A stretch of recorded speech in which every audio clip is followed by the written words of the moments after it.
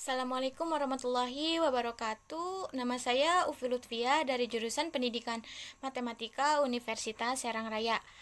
Oke, pada kesempatan kali ini saya akan coba membahas tentang penelitian tindakan kelas dalam bidang matematika. Nah, pada saat penelitian ini saya mengambil salah satu judul yang berjudul Implementasi Model Pembelajaran Inquiry Terbimbing dan Metode Diskusi Terhadap Pemecahan Masalah dalam materi pokok aljabar. Nah, kenapa saya pada penelitian kali ini saya mengambil judul seperti itu? Karena di sini saya sebelumnya melihat gitu ya, eh, banyak anak-anak yang baru pertama kali mendapatkan materi pokok aljabar itu suka kebingungan atau merasa kesulitan gitu. Oke, sebelum saya bahas lebih lanjut mengenai apa itu sih materi pokok aljabar, terus bagaimana sih cara eh, cara cara biar mempermudah biar paham gitu mengenai materi aljabar. Terus bagaimana sih metode diskusi itu diterapkan pada saat pemecahan permasalahan pokok aljabar. Terus kenapa saya mengambil model inquiry gitu. Nah, eh, semua pertanyaan-pertanyaan yang tertera di judul akan saya bahas di slide-slide berikutnya gitu. Oke, yang pertama itu ada yang namanya latar belakang gitu. Nah, sebelum ke pembahasan apa yang dimaksud tadi gitu, saya akan membagi sedikitnya latar belakang dalam dunia pendidikan. Sebenarnya di dalam dunia pendidikan itu sudah tidak asing yang namanya ada pelajar, ada guru atau ada mahasiswa atau ada mahasiswa pasti ada dosen gitu. Nah, keduanya itu sangat berkaitan erat gitu dalam hubungan persoalan pembelajaran gitu kan. Nah, secara umum tugasnya seorang guru itu adalah sebagai fasilitator peserta didik yang membantu peserta didiknya itu untuk mencari ilmu, mendapatkan ilmu gitu atau memberikan pemahaman kepada siswa gitu. Kemudian mengenai ilmu pengetahuan biar mendapatkan ilmu pengetahuan secara lebih luas gitu. Tetapi dengan syarat guru juga harus mampu menjelaskan gitu tentang materi-materi atau ilmu-ilmu yang akan diberikan kepada siswa tadi gitu. Sehingga apabila ada seorang siswa yang menanyakan sesuatu tentang persoalan pelajaran gitu, guru harus mampu gitu menjelaskan gitu. Oke, tak lupa juga dengan halnya kewajiban daripada seorang pelajar. Seorang pelajar itu memiliki kewajiban, yakni kewajibannya adalah menuntut ilmu sebanyak-banyaknya. Bahkan ada istilah yang berkata, tuntutlah ilmu walaupun ke negeri Cina. Nah, intinya sebagai pelajar sudah menjadi hak dan kewajiban yang melekat gitu tentang mendapatkan ilmu pengetahuan. Jadi ilmu pengetahuan itu berhak didapatkan oleh seseorang itu dari sewaktu kecil gitu. Jadi sewaktu kecil itu sebenarnya udah dididik gitu oleh orang tua kita gitu. Nah, itu salah satu pengetahuan juga gitu. Makanya belajar itu adalah merupakan salah satu kewajiban atau hak yang sudah melekat gitu pada diri seseorang gitu. Oke. Dalam kegiatan belajar mengajar berlangsung, tak asing dengan namanya keluhan yang sering terjadi nih dari guru-guru yang merasakan keluhan mengenai peserta didik. Nah, maklum saja kan karena mereka atau setiap siswa atau setiap individu kan memiliki beda-beda atau karakteristik yang berbeda gitu kan. Nah, pasti jelas dong kepribadiannya juga berbeda-beda gitu. Ada yang memiliki daya tangkap yang cepat atau aktif, bahkan ada yang memiliki daya tangkapnya kurang gitu atau pasif gitu kan. Nah, contohnya dalam menyelesaikan soal matematika, pasti sering banget kan guru-guru mendapatkan keluhan atau kendala pada soal matematika, entah siswanya itu kurang dalam memahami soal matematika atau soal aljabar gitu kan. Nah, dengan semua permasalahan itu, nah kita nih selaku pendidik harus profesional dan harus mampu gitu mengatasi persoalan tersebut. Nah, dengan adanya kesulitan dalam menyelesaikan soal matematika tadi, nah harusnya kita tuh harus memberikan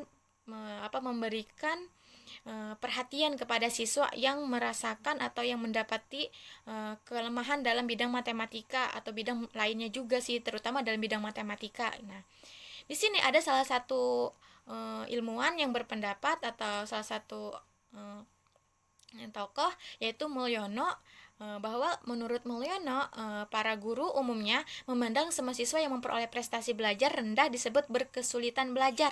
Nah, padahal secara garis besar kesulitan belajar itu kalau menurut Mulyono dapat dikelompokkan ke dalam dua kelompok. Yang pertama terjadinya kesulitan belajar itu berhubungan dengan perkembangan, dan yang kedua kesulitan belajar itu berhubungan dengan akademik. Kalau misalkan kesulitan belajar yang berhubungan dengan perkembangan itu pasti uh, uh, terjadi pada uh, diri diri siswa gitu.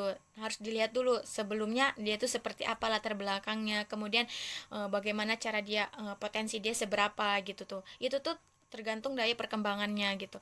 Kemudian kalau misalkan dalam kesulitan akademik itu setelah didapatkan, didapatkan setelah dia mendapatkan sekolah gitu di suatu instansi gitu. Intinya kalau misalkan kesulitan belajar akademik itu bisa dilihat pas saat dia mau masuk sekolah gitu. Sedangkan kalau misalkan kesulitan berhubungan dalam perkembangan itu mulai sejak dini gitu terdapat kesulitan tersebut gitu.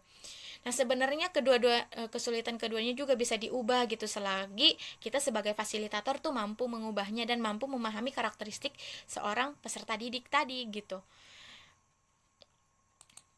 Kemudian yang kedua itu ada yang dinamakan dengan model pembelajaran inquiry. Sebenarnya model pembelajaran inquiry itu apalagi pembelajaran inquiry terbimbing ini karena dianggap mampu memberikan kesempatan kepada peserta didik untuk lebih aktif terlibat dalam proses pembelajaran, maka dari itu saya sebagai peneliti mencoba menerapkan model pembelajaran inquiry terbimbing dalam subfoko atau subkasus permasalahan model metode model aljabar gitu, materi aljabar gitu.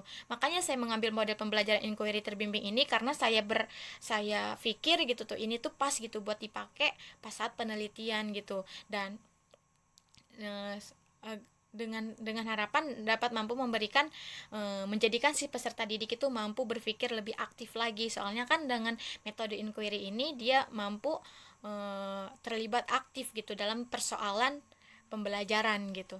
Kemudian yang ketiga, saya mengambil metode diskusi. Nah, kenapa saya mengambil metode diskusi? Karena saya anggap metode diskusi ini adalah salah satu cara yang digunakan oleh seseorang guru di kelas dengan tujuannya itu untuk memecahkan suatu masalah berdasarkan pendapat siswa. Karena penerapannya sendiri dalam metode diskusi ini sangat melibatkan siswa dengan cara kita membagi atau memberikan kelompok ke beberapa peserta didik. Nah, di dalam satu kelompok kita berikan satu permasalahan dengan syarat si peserta didik itu mampu memecahkan persoalan tersebut gitu. Nah, selanjutnya itu ada yang namanya aljabar gitu kan. Kenapa saya juga mengambil materi aljabar? Karena aljabar ini berkaitan dengan simbol-simbol sendiri gitu. Ada kaitannya dengan simbol-simbol yaitu berupa huruf, variabel. Nah, dan saya lihat gitu ya, variabel-variabel tersebut itu mampu mengecohkan siswa dalam mengerjakan soal gitu. Jadi saya harap pas banget, saya harap siswa mampu membedakan variabel-variabel, terus mampu berhitung dengan baik dan benar gitu. Oke, selanjutnya di sini di dalam rumusan masalah itu terbagi 4 rumusan masalah. Yang pertama itu apa yang dimaksud dengan model inquiry terbimbing, kemudian apa yang dimaksud dengan aljabar, dan apa yang dimaksud dengan metode diskusi, lalu apa sih penyebab dari kesulitan yang dialami siswa di kelas. Nah, oke, pada kesempatan penelitian ini saya mencoba mengaplikasikan atau meneliti salah satu sekolah yang ada di Kota Serang, yaitu tepatnya di SMPIT Askia Wijaya Kota Serang di kelas 7. Nah, kebetulan SMP ini di mana tempat saya mengajar atau belajar bareng siswa gitu. Nah, jadi kenapa saya mengambil di kelas 7 dengan metode pembelajaran inquiry terbimbing dan metode diskusi pada subpoko aljabar, karena saya sendiri gitu terlibat langsung gitu dalam pemberian materi tersebut gitu. Oke, selanjutnya itu ada tujuan masalah. Nah, tujuan masalah di sini saya harap dengan adanya penelitian ini dapat mampu memahami secara jelas mengenai model inquiry. Jadi saya berharap nih siswa itu mampu memahami secara jelas apa sih model inquiry itu gitu. Kemudian yang kedua, Saya harap juga nih siswa dapat mampu memahami secara jelas mengenai metode diskusi. Jadi metode diskusi itu apa, terus bagaimana cara pengerjaannya gitu. Kemudian saya harap juga siswa nih mampu memahami secara jelas materi aljabar itu seperti apa gitu. Nah, berharap juga mampu menyelesaikan persoalan-persoalan aljabar dengan baik dan benar. Kemudian di sini dalam tujuan masalah dapat mampu mengidentifikasi. Jadi saya sini seorang pengajar mampu mengidentifikasi penyebab kesulitan yang dialami siswa kelas 7 SMP ITS Wijaya Kota Serang gitu. Oke, selanjutnya di sini ada yang namanya kajian teori. Nah, kajian teori yang pertama yang diambil yang akan saya bahas itu tentang metode inquiry.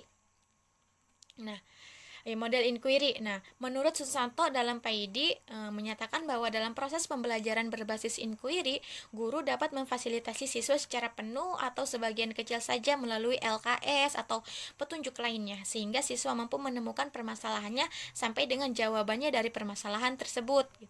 Kemudian yang kedua itu ada yang namanya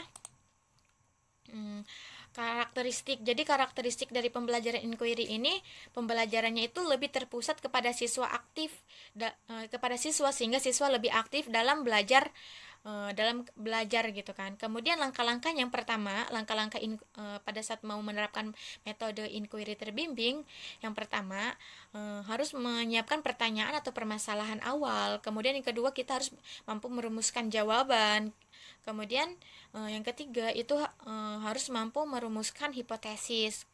Kemudian harus mampu mengumpulkan data dan menarik kesimpulan. Nah, jadi jika kita mau menerapkan inquiry pembelajaran pada suatu inquiry terbimbing pada suatu pembelajaran, maka kita harus memahami dulu nih karakteristik, langkah-langkah dan prinsip-prinsipnya gitu.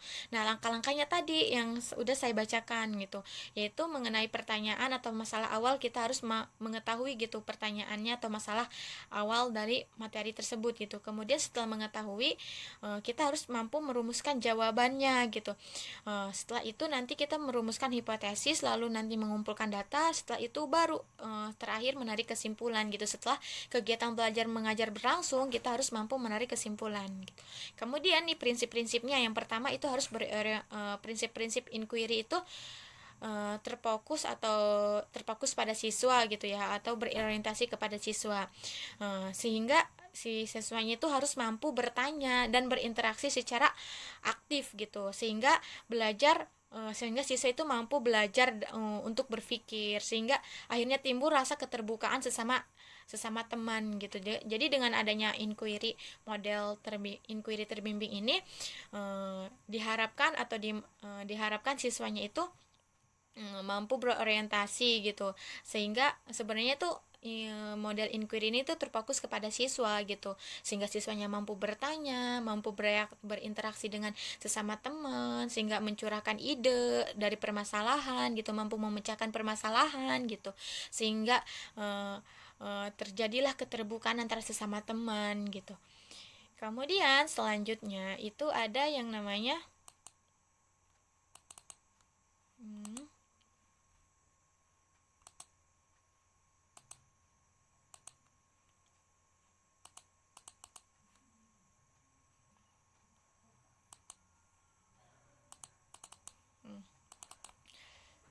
Oke, selanjutnya terdapat kelebihan dan kekurangan dalam model inquiry terbimbing ini. Yang pertama itu ada kelebihan, yaitu yang pertama dapat membantu siswa atau peserta didik dalam mengembangkan penguasaan keterampilan dan proses kognitif peserta didik. Jadi mampu mengembangkan nih, jadi siswanya lebih terampil sehingga proses kognitifnya itu lebih muncul gitu. Kemudian yang kedua, pengetahuan yang diperoleh bersifat sangat kukuh dalam arti pendalaman. Jadi pengetahuan yang didapat oleh siswa juga lebih kukuh gitu, lebih dalam. Jadi pengetahuannya lebih dalam gitu dengan menerapkannya model inquiry terbimbing, sehingga siswa mampu memiliki daya tangkap dan pengetahuan yang lebih kuat gitu. Kemudian membangkitkan gairah belajar peserta didik. Nah, dengan adanya model inquiry tadi mampu menggairahkan, jadi mampu membuat peserta didiknya itu mau gitu untuk belajar gitu. Kemudian dapat memberikan kesempatan pada peserta didik untuk bergerak maju sesuai dengan kemampuan sendiri gitu. Jadi timbul rasa keingintahuan gitu dengan adanya materi yang dibahas gitu. Kemudian yang kelima, menyebabkan peserta didik mengarahkan sendiri cara belajarnya. Ya jelas dengan adanya niatan untuk mau belajar, pasti peserta didik mau mampu menetapkan metode belajarnya atau cara belajarnya itu seperti apa gitu. Kemudian selanjutnya itu ada yang namanya mampu memperkuat pribadi peserta didik dengan bertambahnya kepercayaan peserta didik. Jadi peserta didik itu mampu lebih percaya diri gitu dengan jawabannya gitu, dengan jawaban dari persoalan tersebut gitu. Kemudian model pembelajaran ini juga berpusat kepada peserta didik, sehingga pendidik hanya menjadi fasilitator atau teman belajar saja gitu. Nah, pada model inquiry terbimbing ini mampu sebenarnya terpusat, ya poin pentingnya itu terpusat kepada siswa, sehingga guru hanya sebagai fasilitator saja. Kemudian selepas dari kelebihan tak luput dari kekurangan gitu. Nah, di dalam kekurangannya yaitu yang pertama, diperlukan keharusan dan kesiapan mental untuk cara belajar. Jadi kita harus mampu menyiapkan mental untuk cara belajar siswa gitu. Kemudian kurang berhasil di kelas besar, jadi karena membutuhkan banyak waktu gitu, jadi sehingga kurang berhasil gitu. Kemudian lebih mengutamakan dan mementingkan pengetahuan, sikap dan keterampilan, memberi kesan terlalu idealis gitu ya. Jelas, jadi lebih terfokus kepada satu siswa sih. Jadi dalam satu kelompok kalau misalkan ada satu siswa yang lebih cekatan dari yang lainnya, otomatis yang lainnya minder lah istilahnya gitu. Jadi lebih mengutamakan kepada salah satu siswanya saja ya, walaupun mereka pada mengutarakan pendapatnya tapi tetap gitu. Kemudian sulit dalam merancang pembelajaran karena terbentur dengan kebiasaan siswa dalam belajar, karena kebiasaan siswa dalam belajar itu selalu apa-apa dari gurunya dikasih tahu gitu, sehingga kalau pada saat penerapan model pembelajaran inquiry, siswa sukar gitu atau tidak mudah untuk menangkap gitu. Ada yang males lah, intinya males untuk mengikuti kegiatan belajar mengajar gitu, sehingga sulit mengontrol kegiatan dalam keberhasilan siswa. Oke, selanjutnya itu ada yang namanya diskusi. Selanjutnya kita ke diskusi nih. Dalam kajian teori ada yang namanya diskusi menurut Gulo dalam Mujinasih dan kawan-kawan. Nah, metode diskusi merupakan metode pembelajaran yang tepat untuk meningkatkan kualitas interaksi antara peserta didik. Nah, tujuannya adalah untuk memperoleh pengertian bersama yang lebih jelas dan lebih teliti tentang sesuatu, di samping untuk mempersiapkan dan menyelesaikan keputusan bersama. Nah, jadi digunakannya atau tujuan saya menerapkan metode diskusi karena menurut saya dengan adanya metode diskusi ini mampu meningkatkan kualitas interaksi antara siswa satu dengan siswa lainnya gitu, sehingga peserta didik itu mampu mencurahkan ide atau jawaban dari suatu persoalan yang diberikan oleh seorang guru atau pengajar gitu. Nah, sehingga mampu memperoleh pengertian bersama yang lebih jelas, dan lebih teliti tentang sesuatu hal gitu, sehingga mampu dipecahkan secara bersama-sama gitu. Kemudian selanjutnya itu ada yang namanya jenis-jenis dan langkah-langkah. Jadi sebelum kita menggunakan metode diskusi, kita harus mengetahui dulu nih jenis-jenisnya apa aja, terus kemudian langkah-langkahnya itu ada apa aja. Nah, jenis-jenis diskusi di sini ada yang namanya diskusi kelas, diskusi kelompok kecil, diskusi simposium, diskusi panel seminar, dan lokarya gitu. Oke, untuk diskusi kelas di sini yaitu disebut juga diskusi kelompok ya. Nah, dalam diskusi kelompok ini adalah proses pemecahan masalah yang dilakukan oleh seluruh anggota kelas sebagai peserta diskusi gitu. Jadi dalam diskusi kelas itu guru memberikan pertanyaan nih, contohnya nih ya, guru memberikan pertanyaan kepada peserta gitu, tapi tidak membagi kelompok, hanya didiskusikan gitu. Nah, jadi seluruh siswanya mampu mendiskusikan atau memecahkan suatu permasalahan yang diberikan oleh seorang guru tadi gitu. Kemudian yang kedua, ada yang namanya diskusi kelompok kecil. Nah, diskusi kelompok kecil ini dilakukan dengan membagi siswa ke dalam beberapa kelompok. Nah, kemudian pelaksanaannya itu dimulai dengan guru atau pemateri menyajikan permasalahan secara umum. Kemudian masalah tersebut dibagi-bagi ke dalam setiap masalah yang harus dipecahkan oleh setiap kelompok gitu. Jadi kalau diskusi kelompok kecil ini membagi peserta didik itu ke dalam beberapa kelompok gitu. Kemudian untuk simposium tadi, simposium di sini adalah suatu metode mengajar dengan membahas suatu persoalan yang dipandang dari berbagai sudut pandang berdasarkan keahlian gitu. Kemudian yang keempat itu ada yang dinamakan dengan diskusi panel. Nah, diskusi panel ini yaitu pembahasan suatu masalah yang dilakukan oleh beberapa orang panelis yang biasanya terdiri dari 4 atau 5. Kemudian yang kelima itu ada yang namanya seminar. Nah, seminar merupakan bentuk pertemuan yang dihadiri oleh sejumlah orang untuk melakukan kajian dan pembahasan suatu permasalahan tadi gitu. Dengan gagasan atau dengan tukar pendapat dari berbagai para ahli gitu. Kemudian selanjutnya yang kelima itu ada yang namanya lokarya gitu. Lokarya itu adalah bentuk pertemuan yang membahas masalah persoalan yang biasanya merupakan tindak lanjutnya itu dari hasil seminar gitu.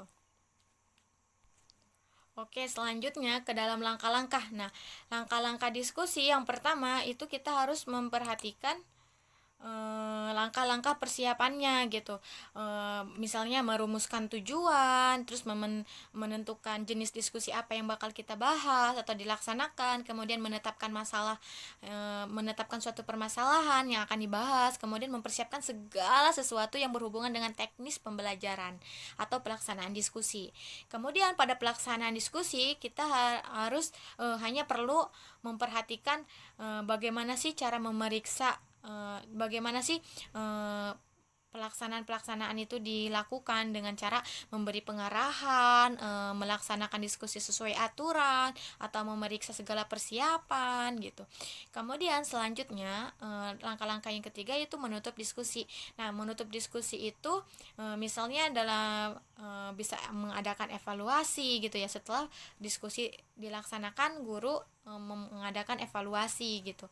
Kemudian selanjutnya yaitu ada kelebihan dan kekurangan terhadap metode diskusi tadi. Yang pertama itu kelebihannya itu suasana di kelas lebih hidup jelas. Jadi dengan adanya metode diskusi diterapkan, otomatis kelas bakal lebih hidup gitu. Jadi siswanya lebih aktif gitu dalam mengikuti pembelajaran. Kemudian dapat menaikkan prestasi individu. Jadi setiap orang itu mampu berpikir keras sehingga mampu menaikkan prestasi setiap peserta didik gitu. Kemudian kesimpulan hasil diskusi mudah dipahami. Jadi karena terlibat langsung dalam diskusi sehingga kesimpulan atau evaluasi diskusi mudah dipahami gitu. Kemudian selanjutnya siswa lebih mematuhi peraturan tata tertib. Jadi dengan adanya metode diskusi, dengan adanya aturan dalam metode diskusi sehingga siswa mampu mematuhi peraturan tersebut gitu. Kemudian peserta didik mampu mengambil keputusan terbaik. Nah, jadi dengan adanya diskusi sehingga peserta didik mampu memutuskan persoalan gitu yang terbaik. Kemudian berpikir positif. Jadi dengan adanya metode diskusi mampu membuat siswa lebih berpikir positif gitu. Kemudian selanjutnya itu ada yang namanya kekurangan. Kekurangannya itu dari metode diskusi yaitu kemungkinan ada aja siswa yang tidak ikut serta, yaitu siswa yang pasif gitu kan, yang ya mungkin dari keadaan fisik atau misalkan dari keadaan fisiknya dia kurang gitu, atau misalkan emang dasarnya pemalas, itu tidak kemungkinan besar tidak bisa mengikuti gitu. Kemudian waktu yang dipergunakan untuk diskusi cukup panjang, sehingga alokasi yang diberikan oleh sekolah dengan menerapkan metode diskusi itu tidak seimbang karena metode diskusi di sini memerlukan waktu yang lebih panjang gitu. Kemudian selanjutnya sering terjadi pembicaraan dalam diskusi yang dikuasai oleh satu, dua atau tiga gitu. Jadi misalkan dalam satu kelompok nih ada yang lebih aktif gitu kan dalam memahami materi gitu. Nah, hanya orang itu aja gitu tuh yang bisa yang mampu apa mampu membicarakan persoalan, sehingga yang lainnya gitu cuma iya aja atau ikut-ikut aja gitu, intinya sih seperti itu. Kemudian nggak menutup kemungkinan gitu kan, kesimpulan yang diberikan seorang guru juga kan menjadi kabur gitu, karena tadi gitu siswa yang kurang memahami atau kurang ikut aktif dalam kegiatan pembelajaran tadi gitu. Oke, selanjutnya di sini ada yang namanya aljabar. Nah, menurut Laila dalam Prianto, aljabar di sini merupakan salah satu cabang penting dari matematika yang sering dianggap sulit dan abstrak. Nah, aljabar juga digunakan untuk memecahkan masalah sehari-hari dengan bahasan simbol, relasi-relasi yang bakalan muncul dalam setiap persoalan. Kemudian, masalah-masalah itu harus dipecahkan secara sederhana.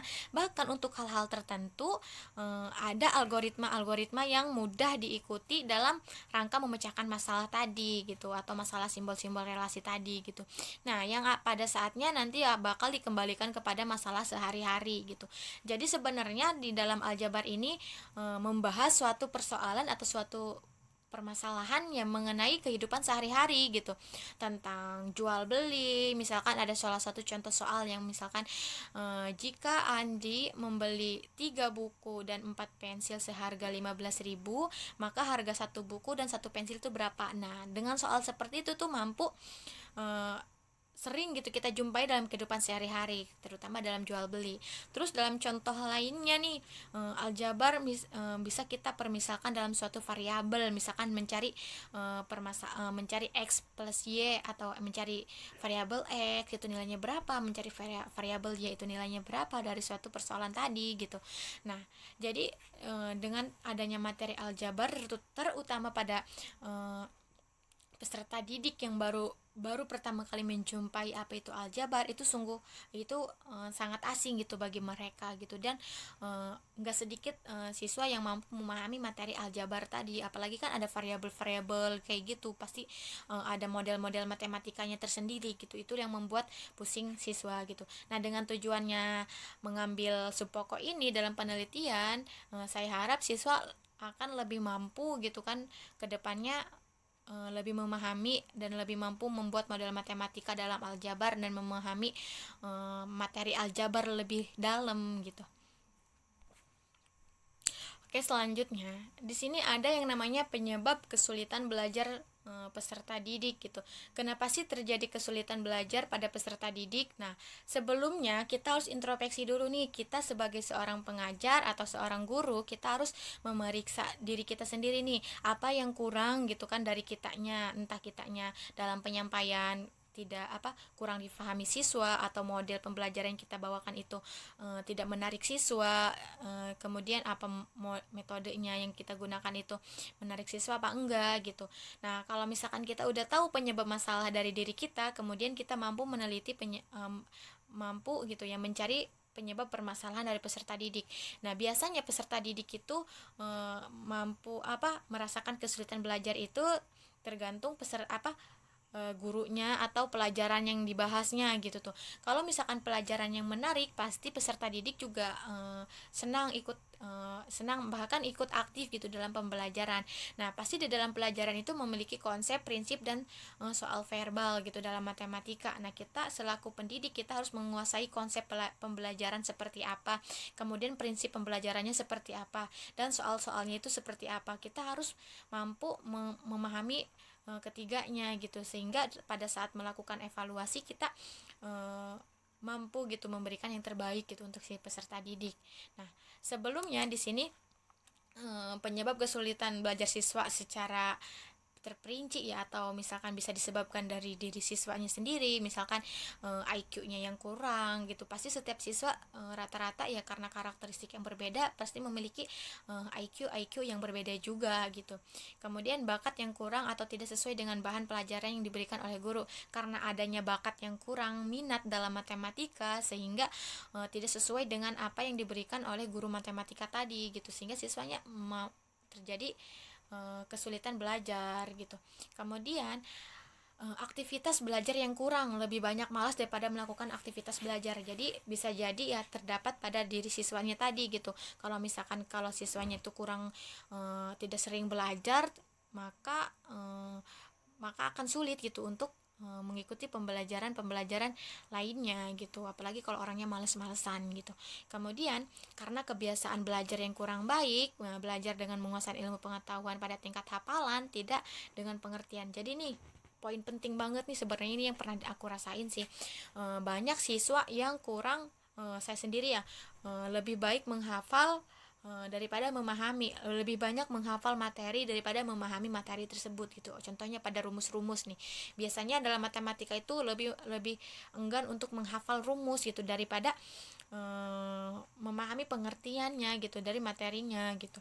Kemudian tidak ada motivasi dalam belajar sehingga materi pelajaran sukar diterima dan sukar diserap oleh peserta didik. Nah, ini introspeksi untuk gurunya sendiri. Kalau misalkan gurunya itu kurang memahami kurang dalam memotivasi siswa, otomatis siswanya juga tidak ada gairah, semangat untuk mengikuti pembelajaran matematika tadi gitu.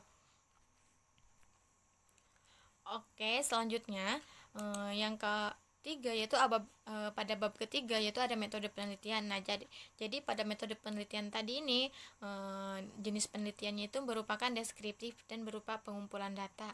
Kemudian waktu dan tempatnya itu dilakukan di kelas 7 SMP IT Askia Wijaya Kota Serang, dan dengan variabel atau sampelnya itu sisa siswi kelas 7 gitu, dengan prosedur tahap persiapan, tahap pelaksanaan, dan tahap pengumpulan data. Oke, selanjutnya ini ada hasil penelitian, yaitu di sini ada contoh soal dan ada jawaban dari siswanya gitu. Oke. Itu saja yang mampu saya jelaskan gitu mengenai penelitian yang saya ambil. Kurang lebihnya mohon maaf. Terima kasih telah menonton video ini. Wassalamualaikum warahmatullahi wabarakatuh.